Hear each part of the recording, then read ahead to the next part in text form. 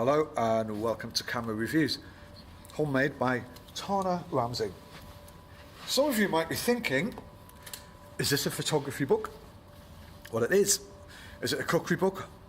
Ramsay, I guess it is. What's the point? Well, you know, there's a lot of photographers who produce a lot of great photography books, but they're not directly classed as photography books. They're classed and they put that in other ways, like this. And I wanted to celebrate that, and I wanted to start looking at this in an indirect, like photography in another more indirect way, and looking at the work of other photographers. And this is a portfolio of work by one particular photographer who's called Jill Mead. Jill Mead is a lovely lady and a great photographer, and has got a wide portfolio and has worked as a Guardian photographer for eternity, and it's been there for a long time and still is there shooting away. But a lot of people don't see this side of photography as a way of credible portfolio stuff in this form. They maybe take some pictures and put it in a website. But I want to show this, and I know a lot of the work went into this because I was on this shoot. Some may argue I had more of a sort of art director's role in this, but I wasn't the official art director, but I came into the shoot to work with Jill and help her develop the shoots and the shots and work and integrated myself in the team. It was based at Gordon Ramsay and Tana's house, and Gordon was there in bits, and the family were there, the kids were there, Tana was there.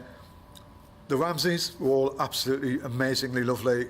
Gordon and everybody I met, and not a bad word, not a thing, anything, they were lovely. But this is about Jill and some of the other people involved, and I have to admit I forgot who the home economist was in this, and the woman who helped prepare all the food with Tana, and food styling, Karen Taylor, food economist Alexandra Howard and Penny Markham, all amazing. They really went into making this book. What I want to show in this, I'm not going to show you the recipes because I think you should go out and buy this. It's a really good book. I ate most of the stuff, I have to admit. And what I want to show in this is the photography. And I'm going to skip to it as much as I can. And I just want you to be aware of the amount of work what goes into something like this. It's like a book. It's like, you know, it is a book, and it is like a sort of book portfolio of Jill's work, which took a couple of weeks to put together, okay? So I'm sorry if I get a few recipes in this. I will try my best not to. But I want to show you the work. And you know what? I think that's about as much as Jill gets. It's crazy. It's crazy. So, all the stuff's done by Jill. So you get the situ stuff, you get the reportage stuff, and then you're getting, you know, the family connection, which is absolutely fantastic. And there's the introduction. There's the sort of build up to setting the scene of the shoot, and then obviously you've got the relevant chapters. 90% of the stuff, I presume, 100% of the stuff is by Jill. I guess there may be a couple of snaps, not of the food, which might not be Jill's, which is fair enough. But let's just say, in this instance, all the food stuff was by Jill. So what I'm going to do, just so I don't get into any issues copyright-wise, I'm going to cover the. I've got some light blue paper A4 here, and I'm going to cover, let me just get it, I'm going to cover some of the recipes up because I don't want to breach any copyright, and I don't want to inflict any problems with sales and stuff like that. Okay, so what I'll do is I'll do that, and then we'll cover over that. So remember, this is a celebration of photography. Let's set the scene a little bit. You get a shot. So you get a shot prep. So you have each meal you're going to present, or each sort of plate of food. You have to set the scene with a stylist and stuff like that. So you all roughly know, like, what props you're going to use, what bowls you're going to use, what backdrop you're going to use. The bottom line is that how good is that photographer and how good they're going to put it up. A lot of available lights used. A lot of lighting is used to create the visual of available light. Jill's very skilled at that. Jill understands angles of view to get the right aspect ratios and all of that sort of stuff in line with creating a feel, a vibe, but most importantly, a consistency all the way through it. You can't have an off shoot, an off day. You've got to be in there ready and making it and keeping the images on the right level. So again, and you're creating, and I think Jill's, you know, when you're shooting this, there's all these elements, even though they're out of focus, they all are part in the construction of delivering a message for that. Even that little bit of bread there, it's not the main focus, and it's not even in focus, but it doesn't really matter. And I think Jill liked a lot of open aperture of this, which was good, you know. And then obviously going to this more format where it's a little bit more 5/6, 6/3, a little bit more reportage. So let's get to some of the main. Lovely. So we're on chicken and duck. So, you know, again, following the theme, again, running through simple lighting, grabbing the focus on the chicken and the food, and just simple, simple, getting the essence of the food across, again, there. And you've got to remember, this is like shoot after shoot after shoot. And we've seen quite a bit. And look how much of the book's left. There, it's like, how many pages? It's like 270 pages, roughly. That's a lot of work, that's a lot of photography, and that's why I wanted to show how important the role of the photographer is, even with creating something like that, you know? And it's so important, and it's such hard work, and having worked with her, there's a shot with Gordon in the background, even just the responsibility, because no matter how good that food is, or however much you set the scene, you've got to create an amazing photograph. And these things took time. These things, I remember shooting some of these, and you've got to get the food when you've got a rough time frame of getting that food on the plate and getting it so it looks good. So you've got to be sharp and quick and understand what you're doing. And Jill does. Jill knows what she's doing.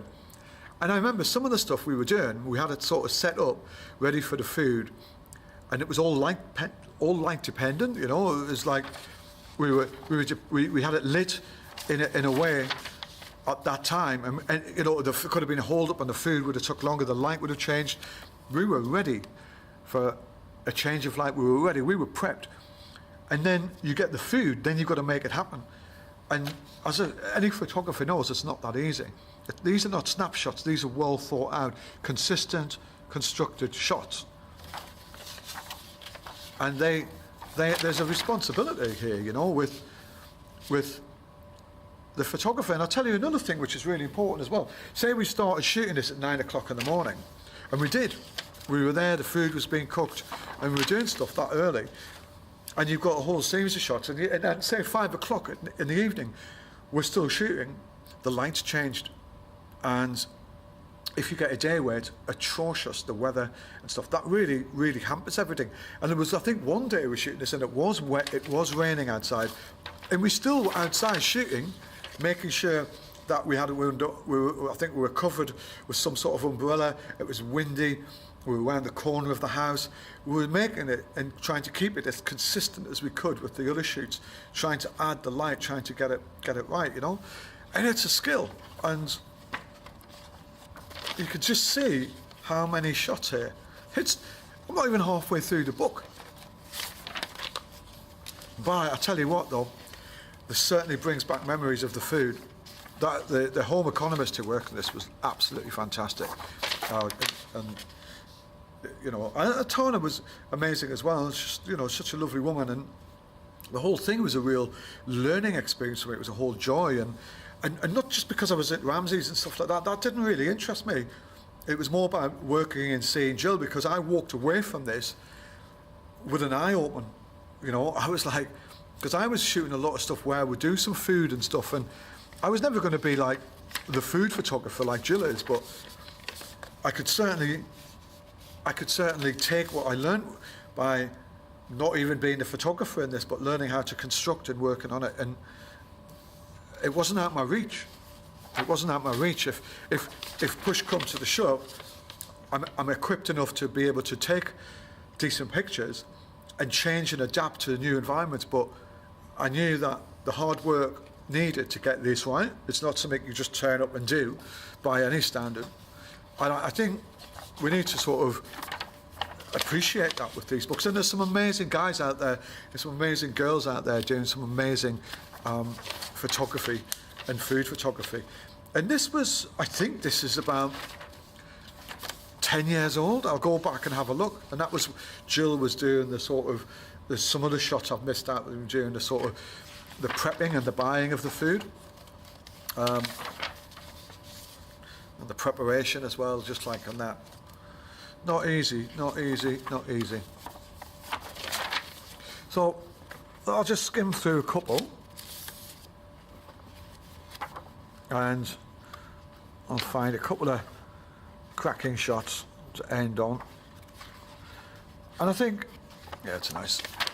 I remember that. Oh God, that was so tasty. Look, it's beautiful, look at it. Look at the context. It's simple, simplistic. And I think the point is, you know, good realistic photography with this stuff gives you an idea of the finished article, and it's really important and to put some perspective on it. And I'm pleased I can give you a chance to see some of this and to get it, you know. Maybe I'll do that to the final.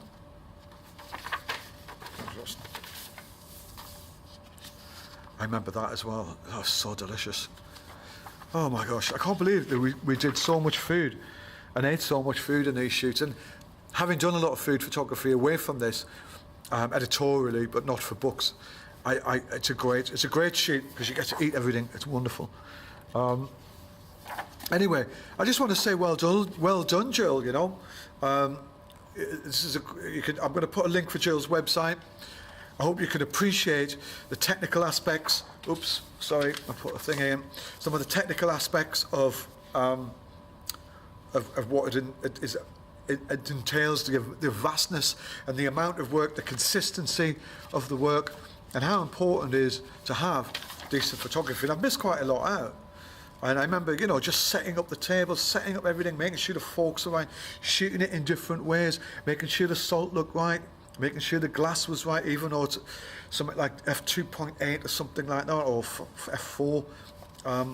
It is all really, really difficult, you know. Oh, there. And I think that was a shot later on the day. Maybe it was one of our last shoots we did, just to get something and encapsulate that the whole essence of the pie. Is it a pie? The cobbler. I knew it had a weird name. Okay, so I'm going to end on one more if I can find one. Let's end on that. Let's end on this. We'll end on that. Cracking. Look at that. Oh, I'm hungry now. Jill, there's some great stuff in here, and if I have any more of your stuff, I'll get it out there. If I come across, I've got a lot of photography books, and I've got a lot of cookery books, and I'm a rubbish cook. I'm a decent photographer, but if I come across photography books I like, I'm going to put them on. If I come across some cookery books, I'm going to put them on and talk about them. If I find any books with some decent photography in, I'm going to show it. So, Jill Mead, check it out. You can buy this book on Amazon. It's tasty. It's made me hungry. Check out Jill Mead's work. I put a link. Cheers.